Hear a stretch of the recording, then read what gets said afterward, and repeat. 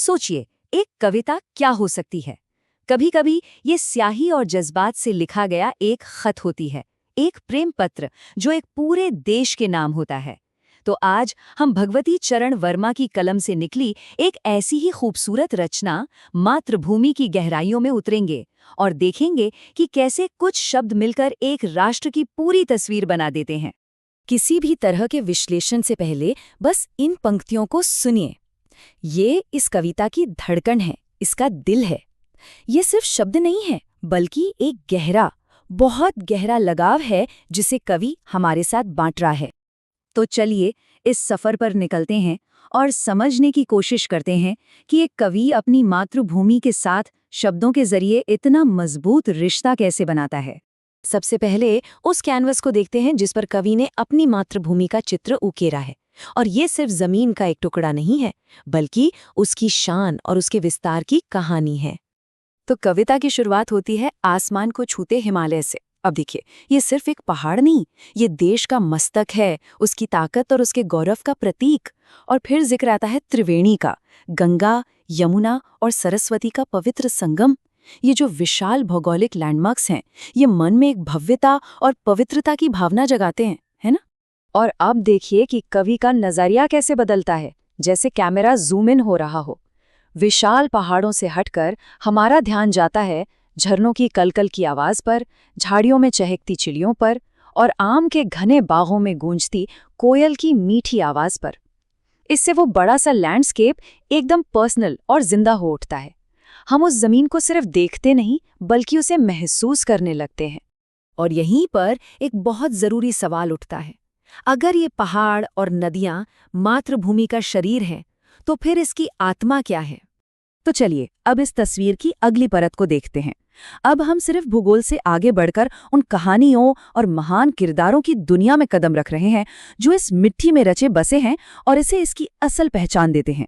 यहाँ कवि इस धरती पर रघुपति और सीता के कदमों की आहट सुनाते हैं, कृष्ण की बंसी की धुन को महसूस कराते हैं और गौतम के ज्ञान का प्रकाश फैलाते हैं। ऐसा करके वो इस जमीन को सिर्फ एक जगह नहीं रहने देते, बल्कि इसे इतिहास और हमारी पौराणिक कथाओं का एक जीता जागता गवाह बना देते हैं। ये मिट्टी खुद एक कहानी बन जाती है। और ये सिर्फ नाम नहीं है, ये वो मूल्य हैं, वो वैल्यूज हैं जिन पर इस मातृभूमि का चरित्र खड़ा है। राम का धर्म, सीता का त्याग, कृष्ण का ज्ञान और बुद्ध की करुणा, ये सब मिलकर इस जमीन के स्वभाव को बनाते हैं। तो अभी तक हमने देखा कि कवि क्या कह रहे हैं, पर अब आते हैं उस पहलू पर जो शायद इससे भी ज्यादा दिलचस्प है, कि वो इसे कैसे कह रहे हैं। क्योंकि असली जादू तो शब्दों के इस्तेमाल में छिपा है। क्या ये सिर्फ आम शब्द हैं, या जिस तरह से इन्हें इस्तेमाल किया गया है वो इन्हें इतना शक्तिशाली बना देता है? हिंदी भाषा की खूबसूरती देखिए जरा। एक छोटी सी मात्रा और पूरा मतलब बदल जाता है। दिया मतलब कुछ देना, और बस एक मात्रा लगते ही वो बन जाता है दिया, यानी रोशनी देने वाला दीपक। गौतम ने दुनिया को दया का भाव दिया और ज्ञान का दिया जलाया। एक छोटा सा बदलाव, पर असर कितना गहरा है। और ये दिखाता है दोहराव, यानी कि रेपिटिशन की ताकत। जब कवि कहते हैं पग पग, तो वो सिर्फ कदम कदम नहीं कह रहे। इस दोहराव से एक लय पैदा होती है, एक संगीत सा बनता है, और हर एक कदम पर होने का एहसास और भी मजबूत हो जाता है। यहाँ हम देखते हैं कि भूमि शब्द कैसे एक बिल्डिंग ब्लॉक की तरह काम करता है। इसके आगे जन्म लगा दिया तो बन गया जन्मभूमि, कर्म लगाया तो कर्मभूमि, और अगर वीर लगाया तो वीर भूमि।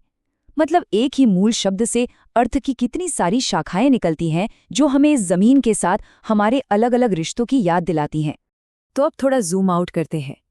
मातृभूमि कविता में जो भावनाएं और तकनीकें हैं, वे अकेली नहीं है, वे एक बड़ी सांस्कृतिक बातचीत का हिस्सा है। कोई भी कविता अपने आप में एक द्वीप नहीं होती। जरा इस वेन डायग्राम को देखिए। ये मातृभूमि और वंदे मातरम के बीच की समानताओं को दिखाता है। प्रकृति से प्यार, नदियों और पहाड़ों का सम्मान और अपनी धरती को माँ का दर्जा देना, ये सारे विचार एक साझा राष्ट्र चेतना का हिस्सा हैं।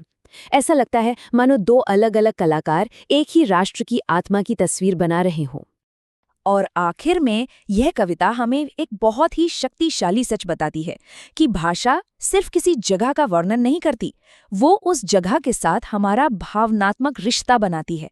भाषा ही वो पुल है जो जमीन के एक टुकड़े को हमारे दिल के एक हिस्से से जोड़ता है और उसे घर बना देता है। और ये हमें एक आखिरी विचार के साथ छोड़ जाता है।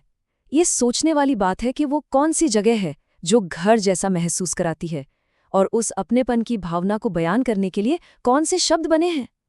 क्योंकि शब्द सिर्फ शब्द नहीं होते, वे हमारी दुनिया को मतलब देते हैं।